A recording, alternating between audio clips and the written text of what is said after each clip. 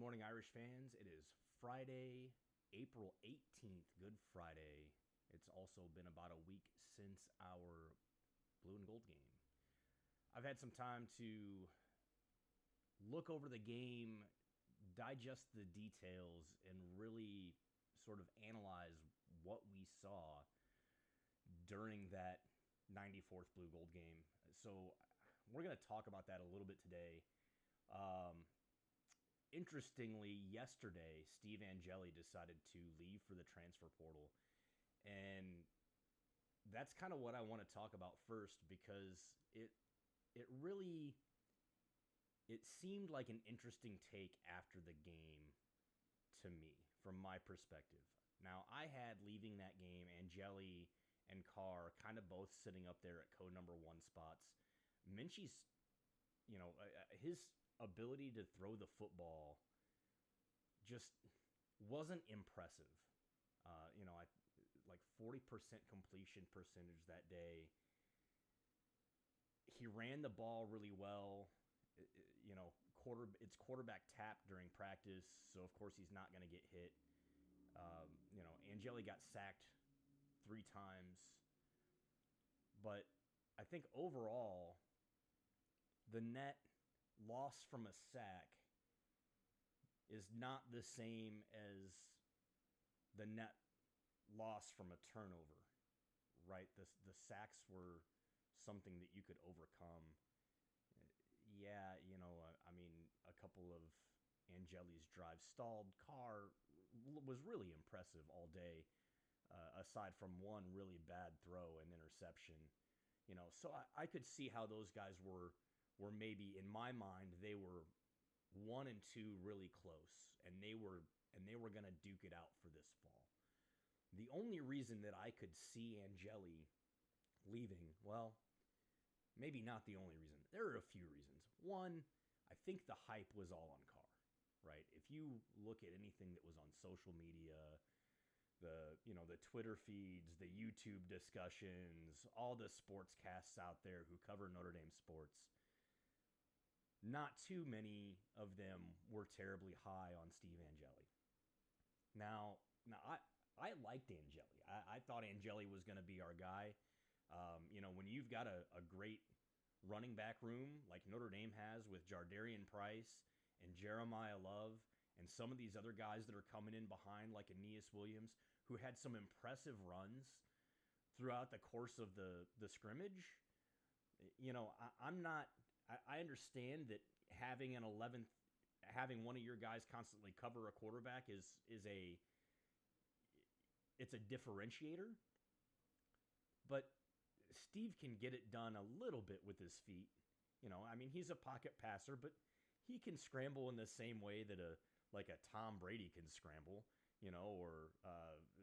for Pete's sake, he's way better than Cone ever was scrambling. So, I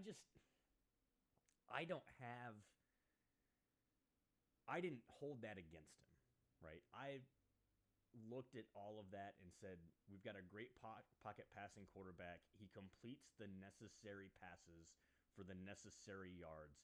If you're averaging 5 to 6 yards a catch, it's not impressive. It doesn't blow anybody away. You're not getting big plays. He did have one big play for 39 yards. But, those intermediate passes, those are enough to get you first downs. That's all you need. So I had Angeli as number 1 in my mind, and I had Carr at a close second. Did I think Carr might pass him later in the season? Sure. And so that's reason number 1 that I think Angeli might have looked at all this and said, look, Carr's doing really well.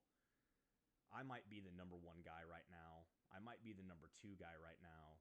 I don't really know. But come fall, there's going to be some point where I am definitely going to be the number 2 guy. And I want to go start. I've earned the right to start. I know how to run an offense. I've got some experience doing this. And I'm valuable. I'm more valuable someplace else. Because,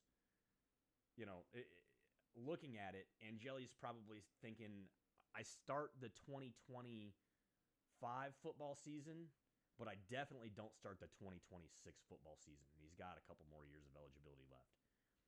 So why not go now, learn a system, start this year, and have a real opportunity to develop his collegiate career into potentially into a professional career. That's reason number one. Reason number two.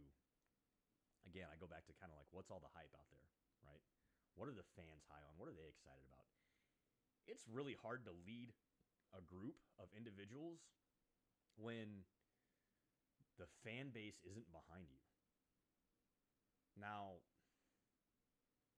that being said, right, quarterbacks do it all the time.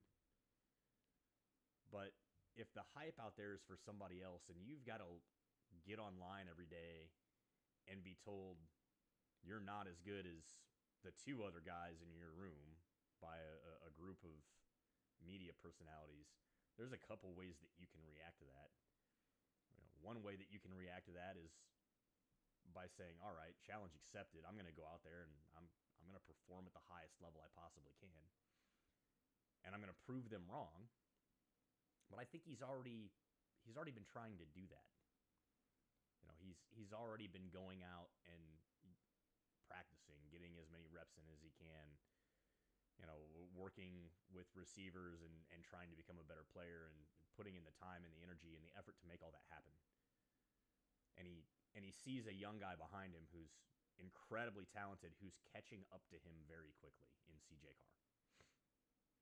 So hearing all of that hype and hearing about how there's sort of a preference for the other guys behind him, it may have gotten in his head a little bit, that he's not the guy going forward, right? And it's been written all over the wall and all over everything else. I mean, it's, that CJ Carr is going to eventually be a starting quarterback at the University of Notre Dame. If he's ready this year, he'll end up being the starting quarterback at the University of Notre Dame this year. So understanding that and understanding that he's got a young, talented person behind him, it's a couple years behind him, but, very good, very athletic. And hearing all that, I think it got in his head a little bit to where he just said, look, I'm not going to even go after my 1 year at Notre Dame and try to be a 1 year Notre Dame quarterback that then transfers someplace else. I'm going to go, as I already said, be a 3-year quarterback at a program that wants to start me, that's going to look and say, we got a great opportunity with this kid, Steve Angeli. Let's pick him up and make something of this. Now, I don't know if he goes, he's from New Jersey. I don't know if he goes back to New Jersey. Maybe he goes to Rutgers, something like that, or goes someplace close to home. Penn State's still got a quarterback in Allers, so they're not looking for anybody. Maybe he goes to West Virginia. I really don't know enough right now about kind of what they have in the quarterback room or what they're looking for. Regardless, he needs to pick a place that's going to protect him in the pocket, because that's going to be his biggest challenge, right? Is to basically, make it through a play or make it through plays, get the ball out quick, and find an opportunity to complete the short passes that he's good at completing. Just exactly the way that Riley Leonard did last year, in Miami. In A&M.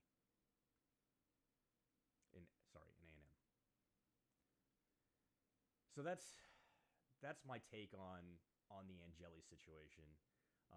Overall, the rest of the day, I was really impressed. No doubt that Jardarian Price was impressive. Of course, we weren't going to see Jeremiah Love. I was a little surprised about the Kennedy Urlacher move discussion.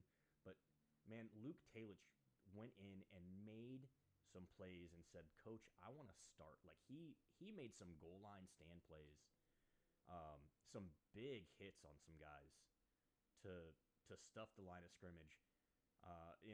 That was another one of those situations where Angeli had the opportunity to potentially throw the ball, and they said, "No, we're going to run, we're going to run, we're going to run."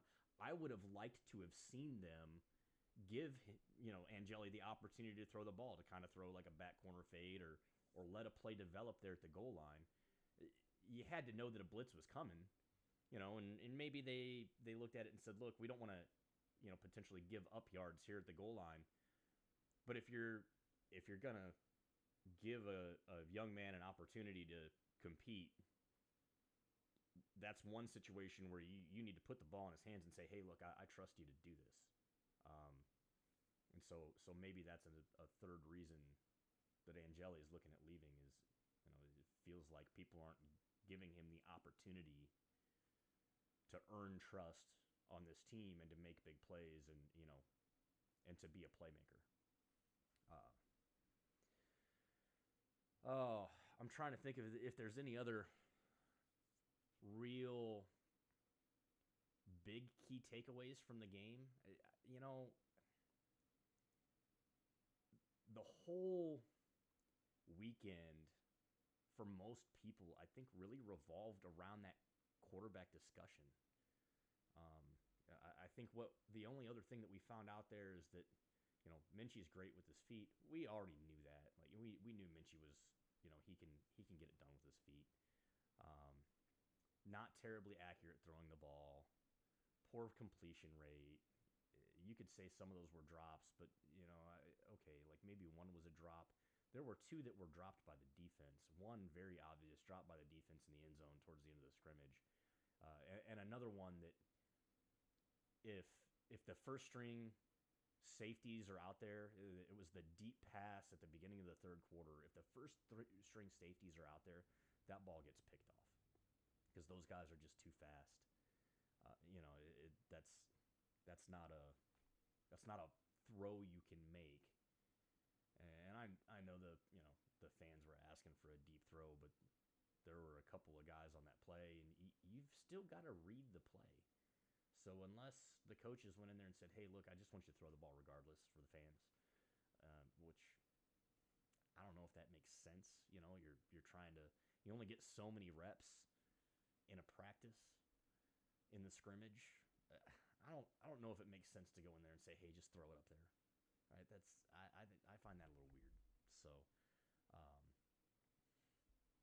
I'm not hot on Minchie. I think he's a tremendous athlete. He's a great runner. He needs to work on his passing ability a lot in order to kind of be a contender in the quarterback room. He's a solid backup for Notre Dame going into this year, but he's the way he is right now, he's not taking us to a national championship. So, I guess that's really all I've got for this week's edition. Hope you all have a great Easter weekend. Thank you so much for coming in. Please, like and subscribe if you like my video, and keep looking up. Go Irish. I'll be back in the fall.